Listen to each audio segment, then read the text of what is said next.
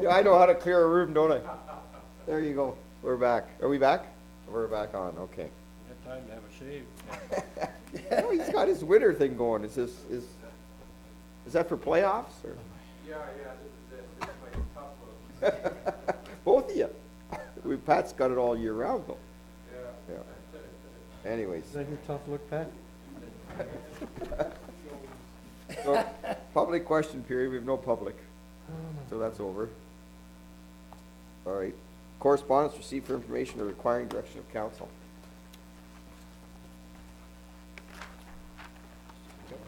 Motion to accept. Ron, Dave, all in favor? Are you just catching up here? Hang on here. Okay.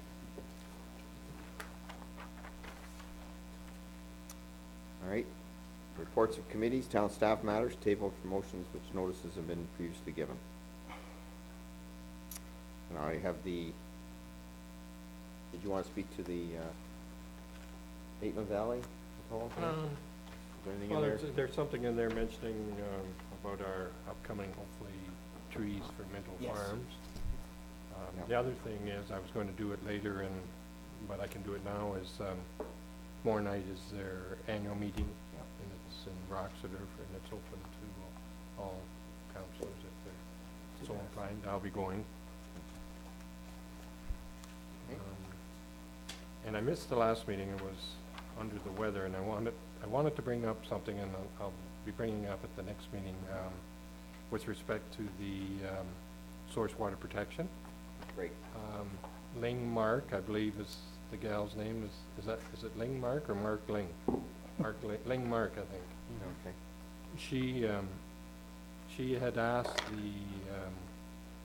that group to give some consideration to our situation with being involved in two separate source water protection plans, and for some reason Savo, Bayfield, Maitland Valley didn't feel it was important for them to make any changes in their plans. So I'm going to ask the question why, and if they've done any collaboration with Saugeen on it to see what, because I think, is it Kyle Davies? Is he our risk management official? For the county? Yes. Yes, I think that's, And he had made that request, Yeah, and well. they denied it for whatever reason. right, So I'm going to pursue that the next meeting. thanks. Alrighty. Motion to receive. Is that Councilor Turton, second by Councilor Elliott, all in favor? Okay.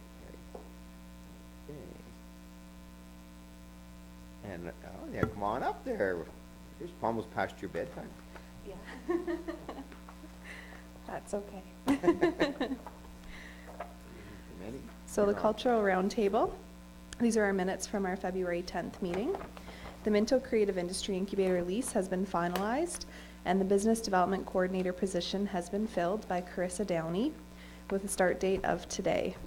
The Minto Fire Department moved the furniture into the building on Saturday, February 9th, and the Board of Directors will begin as a committee of council, moving to a separate committee in 1 to 2 years. The first meeting of the Board of Directors is this Friday, February 21st, at the incubator location. The community gardens is well underway, and the committee is in the final stages of setting the budget. The town received some excellent resumes for the tourism and culture assistant position. Belinda and Gordon will be doing the interviewing tomorrow and on Monday, and they will inform the committee of the new hire at our next meeting.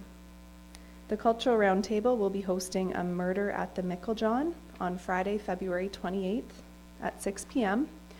Currently, there are only 2 spaces remaining, so if you'd like to have those last 2 tickets, let me know. They are $25 per person. The committee suggested that we purchase 2 tickets for the Grey Wellington Theatre Guild spring production and 2 tickets for the May Basement Cafe concert series to give away as prizes. And in the future, the Cultural Roundtable would like to partner with the Grey Wellington Theatre Guild to host a murder mystery at the Town Hall Theatre, with a maximum number of participants being 80. The committee has agreed to move forward with the Doors Open Like event on Saturday, On the Saturday of Culture Days, which is September 27th, the Doors Open Like event will run in the three communities: in Clifford from 10 a.m. to 1 p.m., Harriston from 12 to 3, and Palmerston from 2 to 5. And Nicola McEwen, who's a committee member, has agreed to take the lead on securing local artists to showcase in each location. The Cultural Roundtable would also like to host a cemetery walk in partnership with the local historical societies. The Symposium for the Performing Arts in Rural Communities, or SPARC, will take place on April 24th to the 27th in Halliburton. Mayor Bridge, Gordon Duff, and Nicola will be the presenting members. And the way it'll be outlined is there'll be 10 to 15 minutes for an introduction of Minto, including a brief slideshow. 10 to 15 minutes for tables to try and organize a specific event. Example would be Culture Days. The plan is that the groups will not be successful at this point of the exercise. And then in the following 10 to 15 minutes, we'll break down what went wrong and why these groups didn't succeed in planning Culture Days. Then we'll do 5 to 10 minutes where we assign the participants specific roles at the table. Example, your mayor, your councillor, treasurer, artists, theater guild, arts council, tourism and economic development, agriculture, etc. And then we'll do 10 to 15 minutes for the tables to organize a specific event again. So it could be Culture Days. And this time the event will be successfully organized, as everyone at the round table has a specific role and expertise in various areas. So it's just a way to really showcase why the round table works so well when you bring diverse people together. So Nicola and Gordon worked on that, and I think it's going to be a great format for the presentation. And Peggy Raftis reported that the Grey Wellington Theatre Guild is hosting their spring production titled Looking on April 25th, 26th, 27th, and May 1st, 2nd, and 3rd. And the Guild will also be celebrating their 40th anniversary on Saturday, September 27th, with a dinner and entertainment at the Harriston Legion. The Grey Wellington Theatre Guild is also hosting an improv and play reading night twice a month. February 14th was the first improv evening, and February 28th is the inaugural play reading. There is no charge to participate, and anyone interested should contact the Theatre Guild. The Basement Cafe concert series will be held on Saturday, May 24th, featuring Sarah Jane Scouten and her brilliant string band, and tickets are $20 each. Anyone wishing to purchase tickets are asked to contact Gordon. Thank you. Any questions for Randy? Sounds exciting. Through you, Mayor Bridge, this is probably to Gord, and I probably should have asked this question when we were doing our budget deliberations, but I believe we budgeted $10,000 for the community gardens. Yeah. Sure. What we have in currently draft is 10,000 in operating and 10,000 in capital. So it's 20,000 for, That's what we have in there right now. Now, Stacy, and I've been trying to help her, has been working on some grant submissions, and I think those figures are relatively high. So I think it'll come Well, out less than that, but we'll I see. think, I know Al's got 10 in his operating budget to do the fencing differently. and Yeah, I that's I the think that's a bit high too. I think we're basically to be able to just patch that fence more than have to do a whole bunch, but he was thinking. so what is the major expense, do you know The offhand? major expense is actually constructing the beds, roughly Raised bed. $600 a piece for that. That's gonna be the biggest cost. But I'm reasonably optimistic that at least one of these grants is gonna come through too. And I think there's gonna be a lot of, community support Mhm. and perhaps sponsorship, so. Well, like these raised beds, I think, could a group not do that? I that think was we're the gonna plan, get that free was labor, fundraising. yeah, Yeah. yeah. In fact, we were gonna have a meeting tomorrow, but because of the weather and a bunch of conflicts. Not enough people, yeah, We're gonna have it next. Soon. Yeah, it's gonna be the beginning of, next month. Yeah. But part of what we're working on with Stacy already is, we've got a budget and what these units have to be built for, and then the idea would be a marketing plan, and maybe go out to a church group or a group that, and say, do you wanna participate, and this is what we wanna do. Yeah, and we're gonna bring a few more resources to So, the table. I'm hoping that, to be honest with you, it'll be closer to a zero-based budget when we said and done, but we have to have money there in case stuff doesn't come through. Yeah, But And some of the grants, of course, want matching and. Yeah, matching And stuff. so there might be some in-kind that we can do as well, so. But I'm hopeful that we're going to get quite a bit of participation from the town, from people in the town. That's right. But yeah, I think it works out to about 600 for a 10-by-8 raised bed. Mm-hmm. That's including your soil and all that stuff and getting it all just like ready to plant the seeds. Mm-hmm. And, you know, we hopefully get some seeds and Mhm. Caitlin's already talked about, you know, having a, what do you call it, greenhouse, you know, Yeah, having some like, greenhouse you might space be able for to us start and- them and. So we can start some for Mhm. tomatoes and stuff like that. Yeah. And, that- you know, so we have some crops ready to go when we do it. so. Yeah, I think a lot of the costs are one time too, you know, once you. Oh, get it part of going. that also is, we all have to put we have to put a gate in the fence, and we have to make it accessible for like some kind of entrance to the parking Yeah, lot. so So that people can get in there with their scooters, I'm hoping. yeah, so you'd be able to go from the parking lot right into the garden. But some of that might we might get from the grants, because we can put that cost into the grants, so we're not sure just. Yeah, Yes. well, yeah, some kind of pavement Yeah. so somebody, you know, if they're coming down with their car and they get out in with their scooter, or they just take their scooter down.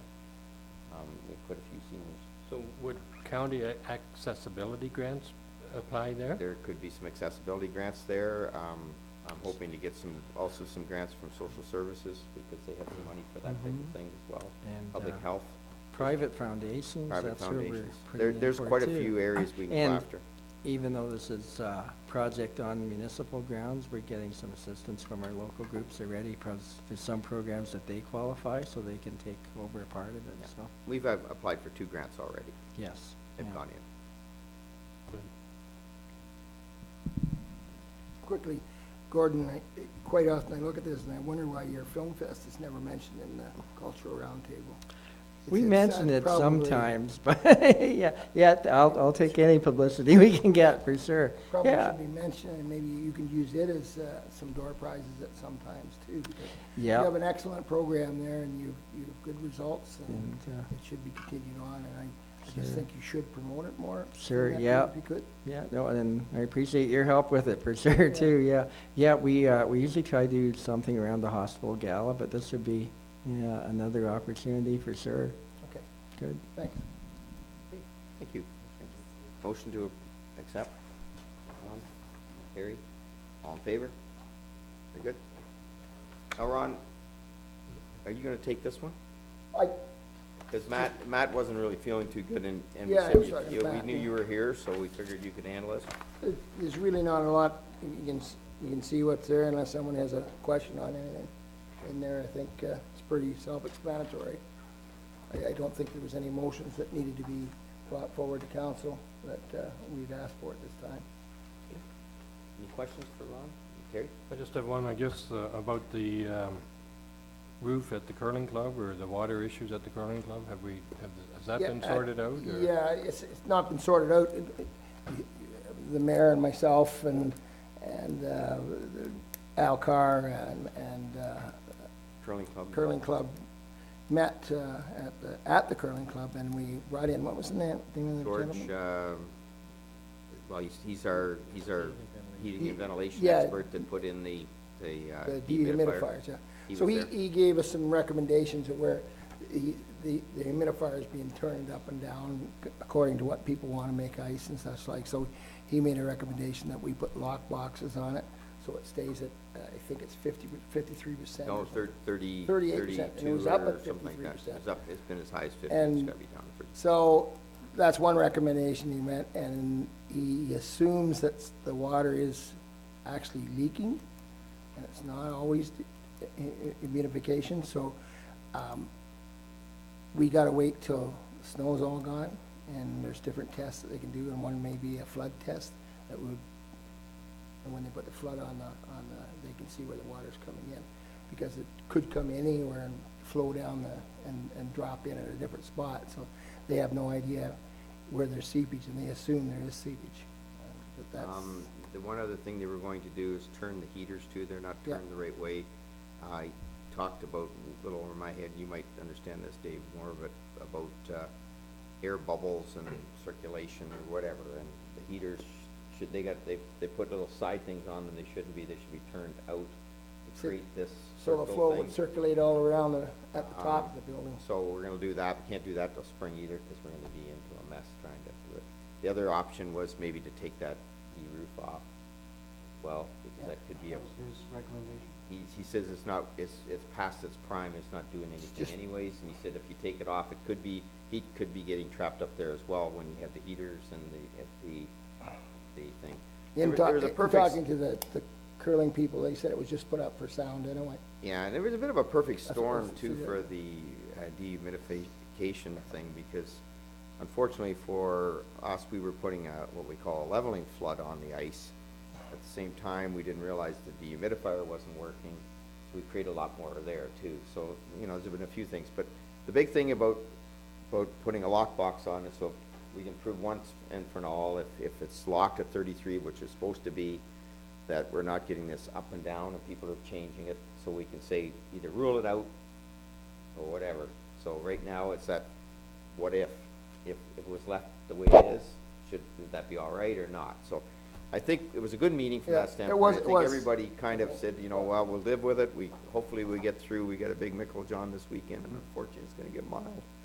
So we'll see, but, the good news is, the John's only gonna have 3 sheets going each draw, because they're only at 18. I got that last night, so there'll be an option sheet. If we have one that goes bad, we can maybe work it. So they're just gonna try and live with it over the next Yeah. few months and Yeah, go we over got it. to the end of March. The and debate came down to whether it's dehumidification or a combination of both, so That's where we're at there. It's not a perfect world, but we're trying to get. there. somehow it's, Well, that's good news, but it's not so good news. With John, with only 3 sheets, Yeah, normally it's 24 it's teams. on 1 sheet. Yeah, I know, it's 24 teams normally, so we'll have 3 draws of 3, like, 1 sheet will be freed up each time. If worst case scenario, we only have 1 sheet that goes bad on us, then at least we could flip people around, but. okay, Bronzeville and Palmerston? Hmm? Is it Bronzeville and Well, I think we'll be fine.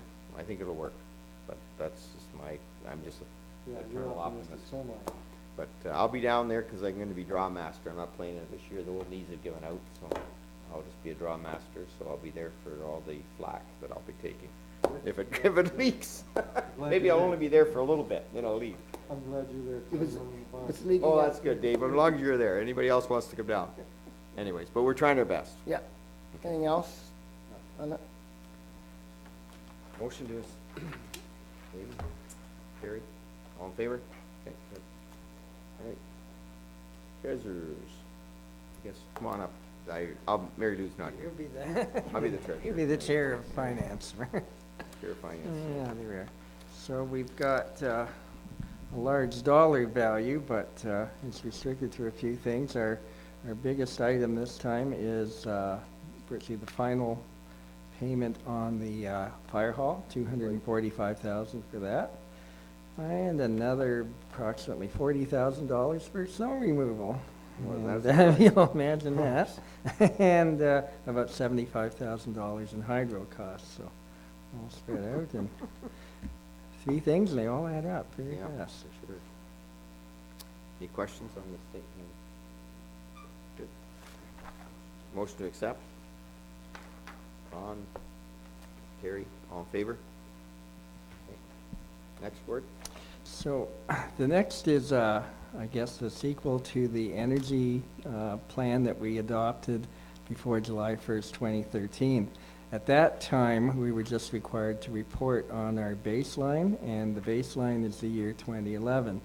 For 2014, we have to put in the information for 2012, and we also have to formally adopt a conservation and demand management plan.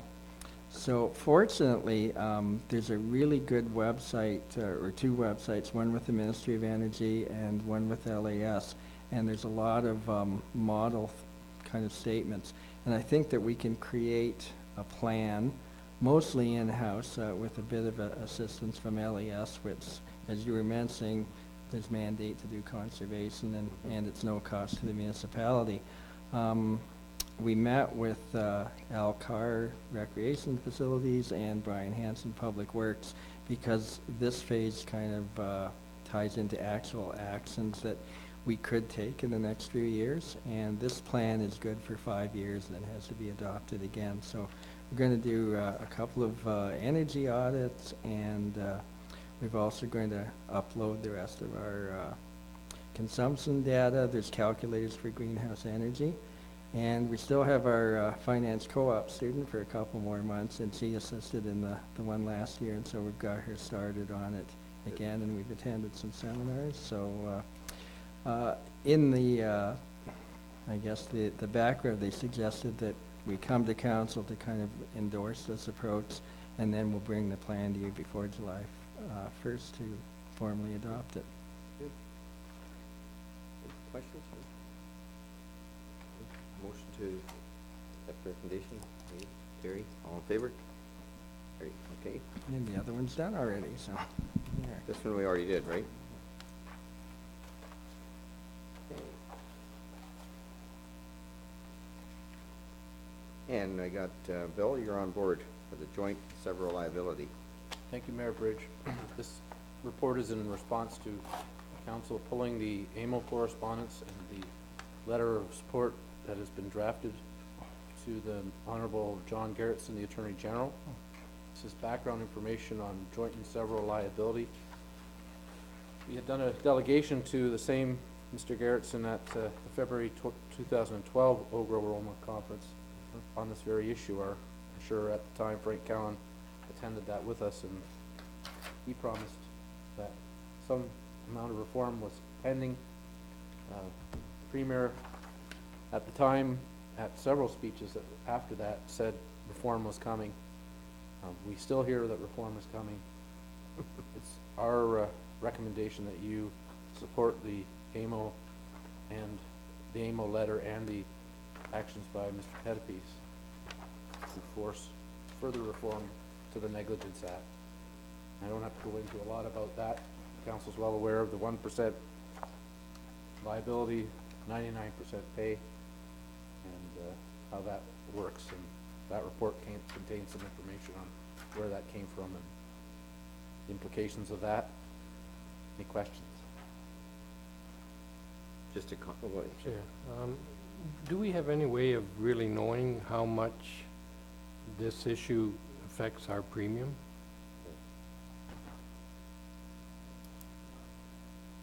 No.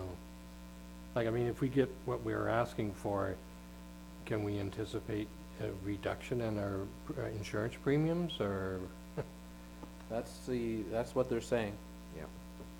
or at least a moderation of the increases. Well, Gord, if you want to come on, when we had our meetings with both insurance companies, I think, I mean, the Yeah. liability is like. I think Portion even of our bill of 250,000, what would be the portion liability and what would be? 140, like, when I started, I think I've mentioned this before, our total insurance bill was about $68,000. It's Right. now $250,000. Right. You look at our property coverage, our auto coverage, it's gone up, but not unreasonably so. The portion that is, relates to liability has just ballooned. And again, it's a lot of things that aren't in our control. It's because of the litigious nature of society. And I think this initiative is aimed at least slowing it down and hopefully clawing it back a bit. Because, like as it says in the report there too, it's the whole issue of liability is going to scare away municipalities, and it's going to scare away volunteers and that too. And it's not good for our overall quality of life. And it doesn't make sense at all, like, really. It's So a I big don't know market. if you can put an actual number, but I would think if you said 68,000, now it's 250, probably our property stuff, like for cars and Yeah, replacement and it's everything, it's probably probably- gone up maybe 20%. Yeah, So, yeah. but the like rest of in it, Cannibal. it's been the liability. We know, we've gone to those risk management things, Terry, where they say to you, because of this pending one at $14 million. Mhm. So I think it will at least try to hold the line, if not, maybe Yeah, hopefully drop it down. that's right. Lucky to drop it down, but I'd like to at least hold the line, because if we don't get something like this, Like there, I'd maybe be able to go out and look at, see what's happened in a couple of provinces that have put it in. Saskatchewan. Saskatchewan. Yeah. Might be Yeah. able to Some see, statistics. yeah, maybe Yeah. find out, well, you know what, we're It'd down, be at- interesting. we probably could go to the insurance booths when we're down at the, Good Roads and they might have some statistics on it, but, Mm-hmm. and maybe take a chance to go down and talk to them, because what happened in Saskatchewan, or, you know, Yeah, hasn't that's kept it right. down. There's Yeah. gotta be a town out there that's similar to ours that, you Oh, know, like sure. we can say, what's their insurance out there now, and it's this last one, no, Yeah, mine. what effect has it had, and hopefully it'll ripple through It the won't hurt courts us. too, yeah. And I give Randy a lot of credit for putting it out there, and AMO for keep pushing it, and for the group. I know some of the people here went to talk to the Mm-hmm. minister at the time, and, you know, and I know at the county level, we've talked about it to ministers, so. You're You lobbying just gotta against keep the doing it, lawyers, and so. I don't know why it hasn't been done quicker than this, because it's a no-brainer in my mind. Mm-hmm, But again, They're everything goes lawyers. slow, doesn't it? for sure. Thanks. Okay. All right. Motion to accept? Carrie? Dave, all in favor? Yes. Okay. Large renewable energy project update. Thank you, Mayor Bridge. Council will recall in June, we had a request for a municipal support resolution from a private company for a solar farm on the 16th line. That coincided at the time with changes to the rules for large renewable energy projects. We're talking about industrial wind farms and solar farms over 500 kilowatts in size. You asked when you denied the municipal support resolution for that company, because the rules were changing, you asked staff to monitor and report back to you on a policy to assist with dealing with future applications. Over the summer, we participated in the webinar and we've been monitoring the correspondence. We had reported once to you back in October, and you sent the 4 comments that are on page 1 of that report back to the Ontario Power Authority. Basically, you supported a process where you could be an unwilling host or not a willing host municipality, that if there are large renewable projects, that some sort of public notification like a rezoning would occur, and also that they be required to sign an agreement similar to a site plan or subdivision agreement before they proceeded, and also that there be a clear decision-making authority so that we weren't dragged into costly appeals or legal proceedings. Those were reported to the OPA. Beginning of this month, around the 10th, we received some notification that there'd be some further input and seminars that aren't particularly close to here, but you could also do online comments. It seems to me that they have listened to some of the things you put forward, because on page 2 of the report there are, if you look at A to G, those are the things that they're asking for comment on. The first is whether there should be a municipal council support resolution or potential exemptions from large renewable energy projects. The second is whether a large renewable energy project should have to have municipal equity interest. In other words, the municipality being a paying partner in that, or incentives that encourage municipalities to host them. In other words, if you allow these projects in your municipality, you get a certain financial or other reward for that, whatever that might be. Again, whether green energy co-ops might have a community interest in these projects, whether they should have an agreement to comply with municipal site plan process like you had recommended to them, when public meetings should be conducted and how that would work, and also that they be zoned for in certain areas. In other words, you might have a zone that would allow for solar farms or large renewable energy projects, and how that would work. Commented on some of those initiatives in the body of the report. Really, it feels like they're sort of nudging things along and floating out ideas as to what the program may look like. At the end of the day, what we're recommending are the 8 points that are in the recommendation. I can go through them in detail, but basically, I'm not sure about council, but I felt like the municipal support resolution process that we were forced into last summer wasn't particularly useful process, because we weren't able to have studies and things like that, and the decision we gave them, or the resolution we gave them, had no impact on the site and whether that was suitable or not. So really, they need to identify some technical conditions that these sites need to meet. In terms of incentives, what we might suggest is they look like look at an incentive program similar to the aggregate industry. In other words, if you host aggregate facilities in your municipality, you get a certain recuperation on the tonnage. Similarly, if you host a large renewable energy project, you get a certain recuperation on the kilowatts generated, something like that. What should be avoided is sweetheart deals being negotiated in one municipality and not being able to be obtained in another. In terms of an equity position, again, we need sites that have technical merit. You don't want to be seen as supporting a site because you have a financial interest in it that doesn't have the technical merits. In terms of commenting on First Nations issues, we don't want to see that delegated to our level. That should be something that the province does, or at the very least, the applicants. Agreements that deal with site improvements, we certainly support that. If we ever had one that came forward, we would want to be able to sign an agreement with them. If there are to be public meeting processes, we should be invited as a party, but not be the host. They should be done by the large renewable energy supplier. We could attend and gather information like everyone else as an interested stakeholder. Having some specific land use controls that applied across the province, that's certainly recommended, so that these things could be cited in a technical way rather than I'll call it more of a political way. And then also, again, emphasizing that we don't want to be dragged into long, costly, expensive legal battles over large renewable projects. Really, that expertise is not easily found here for the biological considerations, environmental, all those things. So that's the report, that's where we are. Those are the 8 points we might want to comment as a municipality on. I just wanted to point your attention to the map, which shows Minto in orange, which has no area capability for LRP, which means they are not identifying this area as an area that would be targeted for large renewable energy projects. But we don't know how etched in stone that map is. It took a lot of triangulation to locate Minto, but I believe we are in the orange.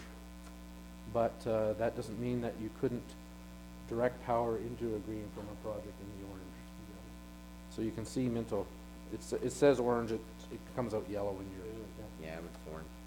So I don't know what that map means, whether we really have to worry about this or not, but I bring that to your attention. They're sending that around with their information as well. So we still don't have any rules, but I think if it's okay with council, we could comment back to them on the 8 points that we've raised in the report. Sorry to take so long.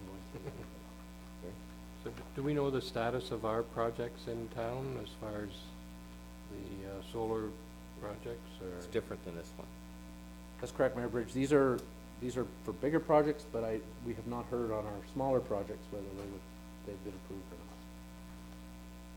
This is that one we had out at. Yeah, and of course, we were told that we had the capability or the capacity to host that particular site, and now we're being told that we Well, don't. we changed the rules though. If I may, it may be that because there are so many of those other projects that's changed the map. Who really knows? Yeah. Yeah, it just goes on. And I think It's they like a soap referred to opera. that we had grid space, which is that's what they That liked. was important. That was That's why, important, that's but- why they were here.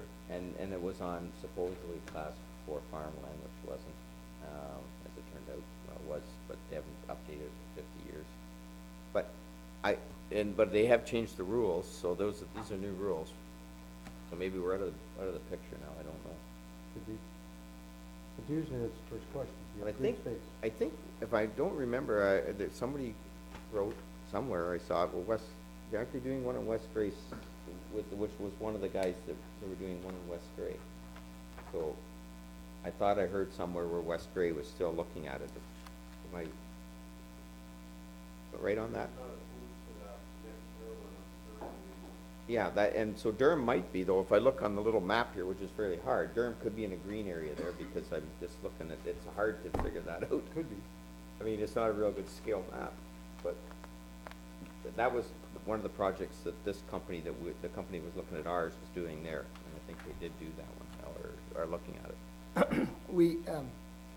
We're talking about large wind projects and such like when they, with the rules, but in our last OSIM meeting, we ran into a problem with, what was actually Blue Water, the town of Blue Water ran into a problem that is overlooked by the rules and qualified right in the middle of a subdivision, a nice little cul-de-sac at the back of the house.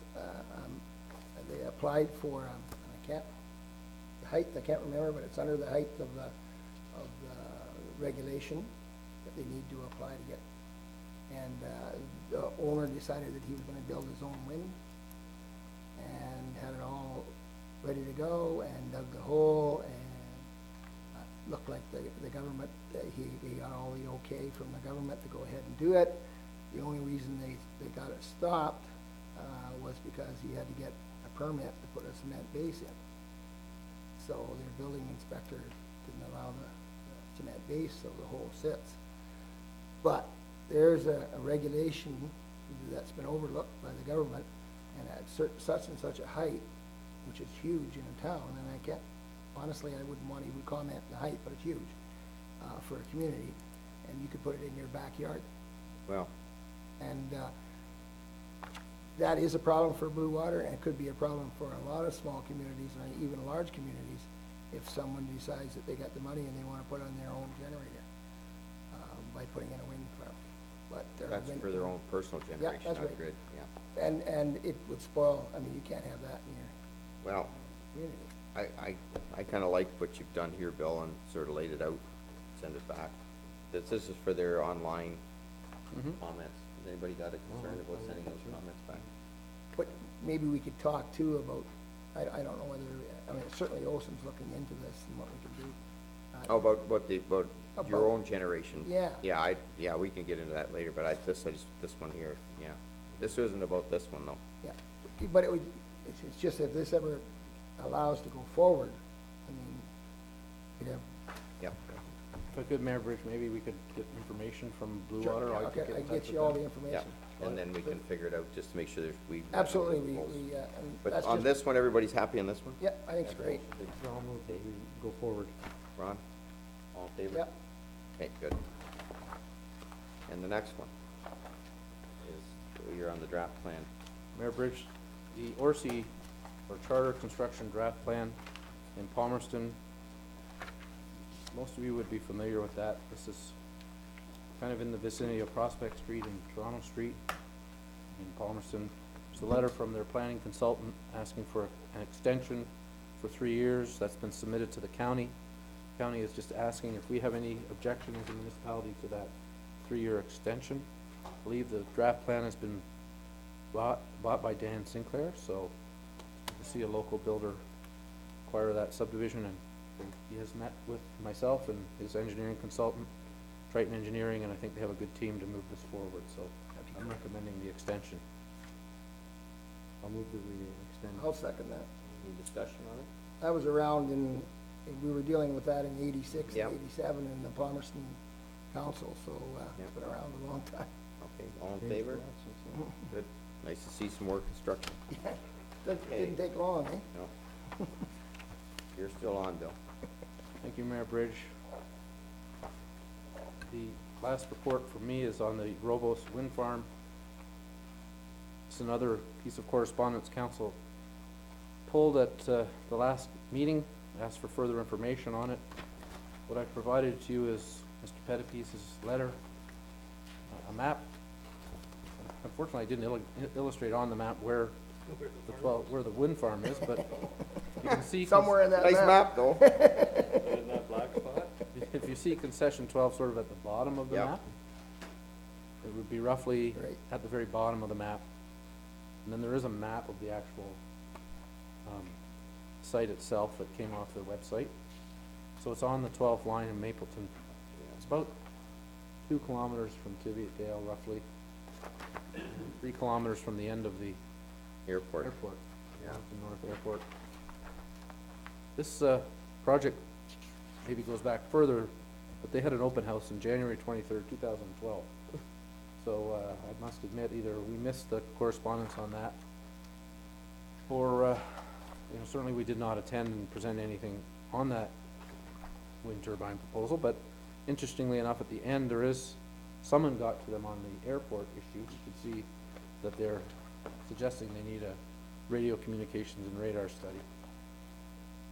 Anyway, what was confusing about the information that was in the correspondence is what, it was a general report on wind turbines by North Perth, and the map that was attached had some site in near Godrich, so No, I think it was up, it's the Port Elgin site, isn't it? maybe so, yeah, this, yeah. Yeah, Port Elgin. CFW, but So, it was just put on as correspondence and not really investigated much further, but Mr. Pettipies' letter is there, and our recommendation is that council support his letter. Now, what are the minister going to do, given that all three municipalities, either from within which this turbine will be located, and the adjacent ones are all unwilling hosts, so.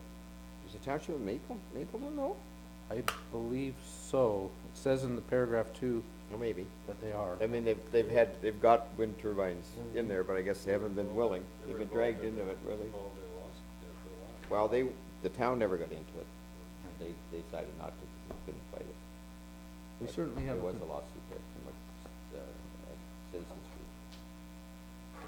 Sorry, Mayor Bridge, we certainly have a concern from the impact on the airport. Well, that's perspective. why I thought they'd be in it, because it hurts their airport too. It's our shared one.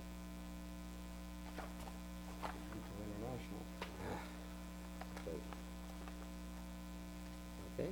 Just in further, that airport will have a fairly big role in the plowing match, I would think. Yeah, yeah. And I went out and saw, who's the airport? Mr. Spolster. I think it must have been around this time that they had this. He must have been aware of it, because he asked me to come out and talk to him. And I said we would make sure if anything comes up that we would probably not be happy about that as well, so. You got a recommendation there, or Yes, to support the, I would so move the recommendation. Ron? Terry, all in favor? Okay, good. Good job, Bill. thanks. Okay, Actually, you get me for the. and I'll turn it over to Councillor Turton to take Thank over you. the large public works agenda. It is big, but it's an extremely important one, and I'd like to ask our clerk's assistant, Peg, to come up and give us a little history on this Ontario One Call to Dig. Good evening. So this report comes before you today because legislation in 2012 was passed, the Ontario Underground Infrastructure Notification Systems Act. And so basically the act converts an existing non-for-profit Ontario One Call company into a statutory non-for-profit corporation. And so the Ontario One Call operates a call center to locate requests of underground infrastructure owners who are responsible for providing locates. So basically what happens currently is if a contractor needs a locate, they call the office and they speak to the public works clerk, who types up information and sends it to the Harrison shop. And then the public works staff conduct the locate, and then they let the public works clerk know, who then keeps all the documents and all the records and lets the contractor know.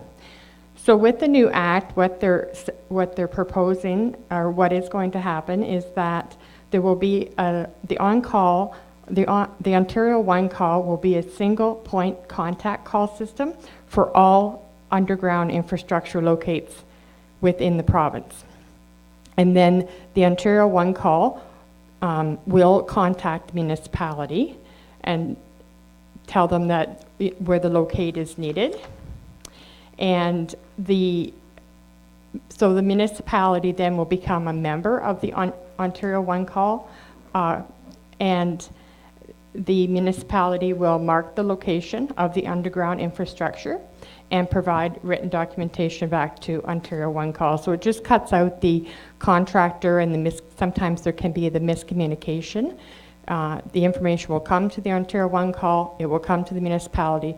The municipality will still mark their own infrastructure, and then the information will go back to Ontario One Call. So basically, the municipality will then be what's called a member of the Ontario One Call, or One Call to Dig. And because it's legislated, it's mandatory that we must become a member by June 2014. So the documents that you have attached are 4 different maps, and basically they are boundaries. And those 4 maps, Wayne Metzger will be, is part of the submission that will go forward to Ontario One Call. And those 4 maps basically outline the boundaries of the 3 urban areas, and as well as the entire municipality, because not only is it water and sewer, it's also stormwater, and it's also municipal drains. Because if there's infrastructure, or if there is any digging in the rural areas, it's important to know where the drain locations are as well. So the financial implications are that depending on how soon the servicing agreement is completed, and Wayne Metzger also has some documents to submit as part of the application itself. So depending when all of that information is completed and submitted, if it's for every month prior to June that we register, June 2014, we will then save the monthly fees in 2015. So let's say, for example, that we complete everything by the end of this month. We would then save the fees in 2014 for 4 months. We would pay the other 8 months, and at the end of 2015, they would look at how many requests locates that we submitted, and if it is less than 400, then we would be reimbursed back. And Jackie looked up how many requests we had in 2013, and we had 150 requests. So we're, at this point in time, we're certainly well below the 400 requests. Is there any questions? Any questions? Go ahead. So up until now, have we been charging any fees for this service, or it's just a service that we offer? As far as I'm aware, it's just a fee that we offer. Mayor Bridge, we certainly support joining this program. I think it puts some structure to it.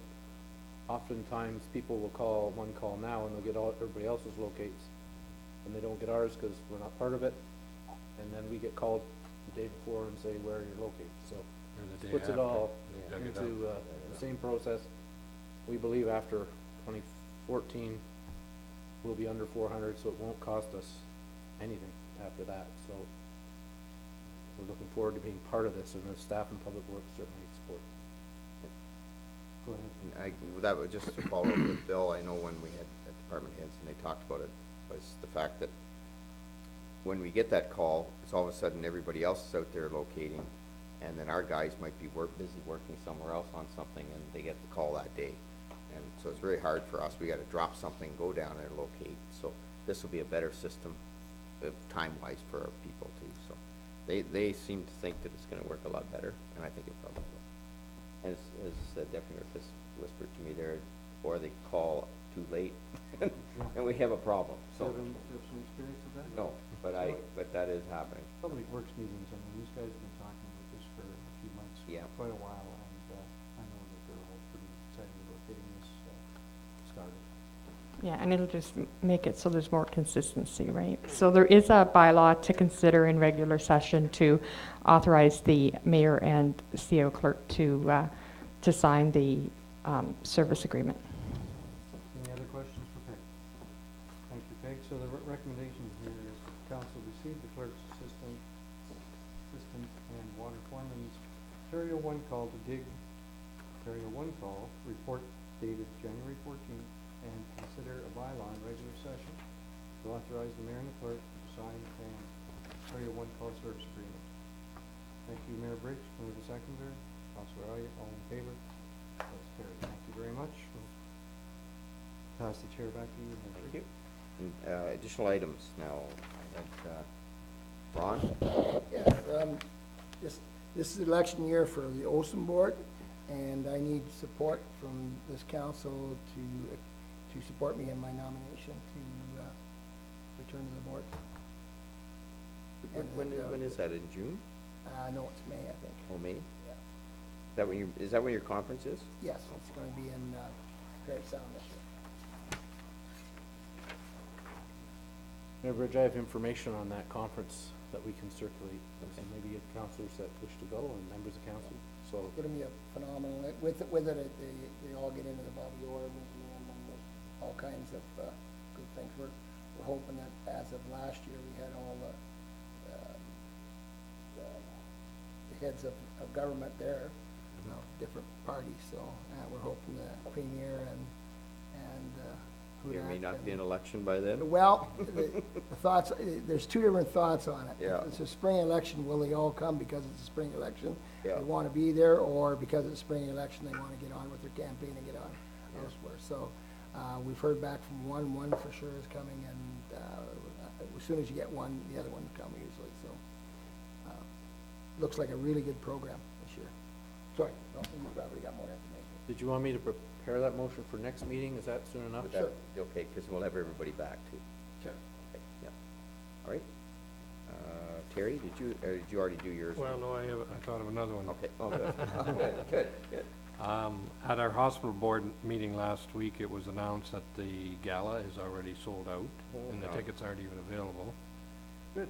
So if you're wanting a ticket, they request that you get your name on the waiting list. I think what happens is the major sponsors get numerous tickets and Well, they now, don't did use them. we asked We last year, asked, and they did not put any aside for us this year? Like, No. we asked them to put, Or at least give us a chance Yeah. before they're sold.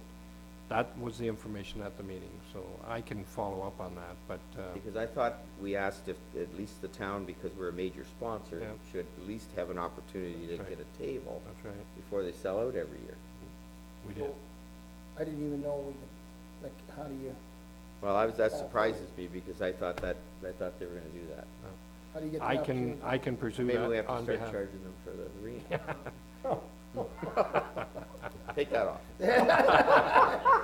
But no, but in I know, fairness, I know, I know. You're right. that all the major sponsors Yes.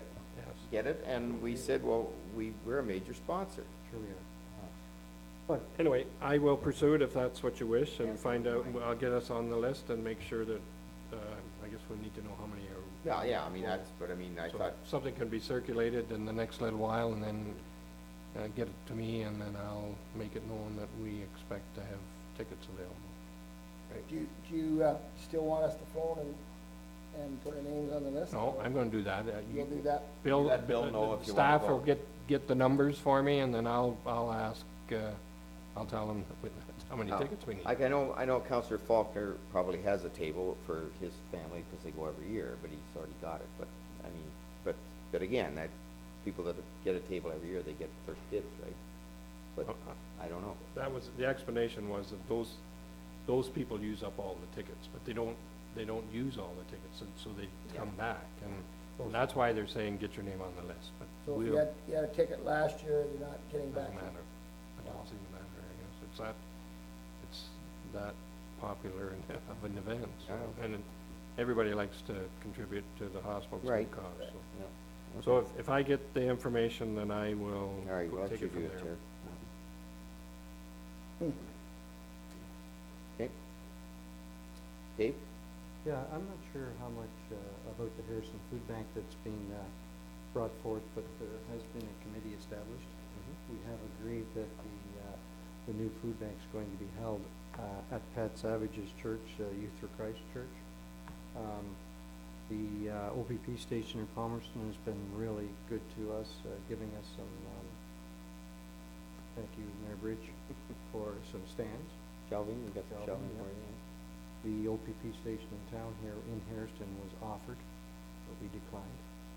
So it's pretty well set up, with the help of Bev May. Bev is doing a lot for us, and so it's, Well, it sounds like you have a good committee there, you've got some. we're moving forward.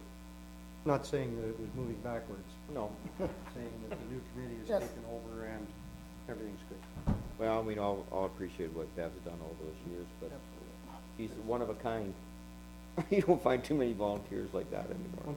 Once we get this going, all said and done, and Bev kind of moves out, it'd be really nice to acknowledge. Yes.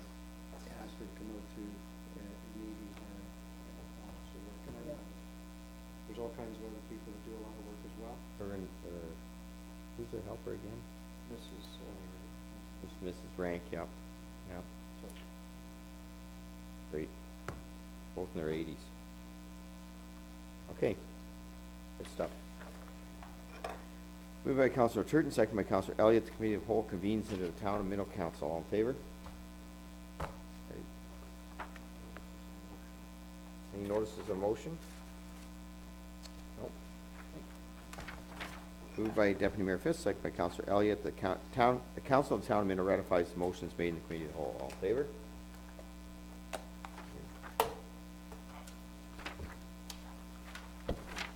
Moved by Councilor Turton, second by Councilor Elliott, that bylaw number 2014-9, being the bylaw to authorize the mayor and the CAO clerk to execute the service agreement with Ontario One Call, be introduced, read, first, second, third time, passed open council, and seal the seal of the corporation. All in favor? Moved by Deputy Mayor Fisk, second by Councilor Turton, that bylaw number 2014, being the bylaw to authorize the mayor and CEO to execute a commercial lease agreement with the business incubator with 2323004 Ontario Inc. be introduced, read first, second, third time, and passed open council, seal the seal of corporation. All in favor?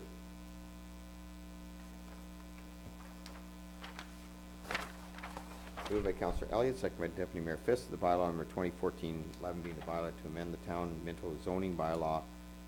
I do, conflict. You have conflict there. Yeah, we have conflict. You want to read that one, sir? Moved by Councilor Elliott, seconded by Deputy Mayor Fisk, that bylaw 2014-11, being a bylaw to amend the town of Minto zoning bylaw 01-86, Emerson Industrial Park, Plot 24, Concession 1, be introduced and read a first, second, and third time, and passed in open council and sealed with the seal of the corporation. All in favor? Opposed? That's carried. You want me to sign that now, or? Yeah, you guys.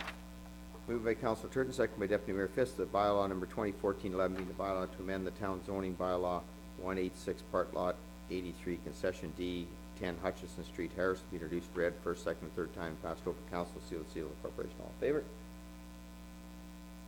Okay. Moved by Councilor Elliott, second by Councilor Turton, the bylaw number 2014-13 being the bylaw to confirm the proceedings of the February 18th, 2014 committee and council meeting be introduced, read, first, second, and third time, and passed over council, sealed, seal of the corporation. All in favor? Carried. And last but not least. Moved by Councilor Turton, second by Councilor Elliott, the Council of Town of Minto adjourns to meet again at the call of the mayor. All in favor?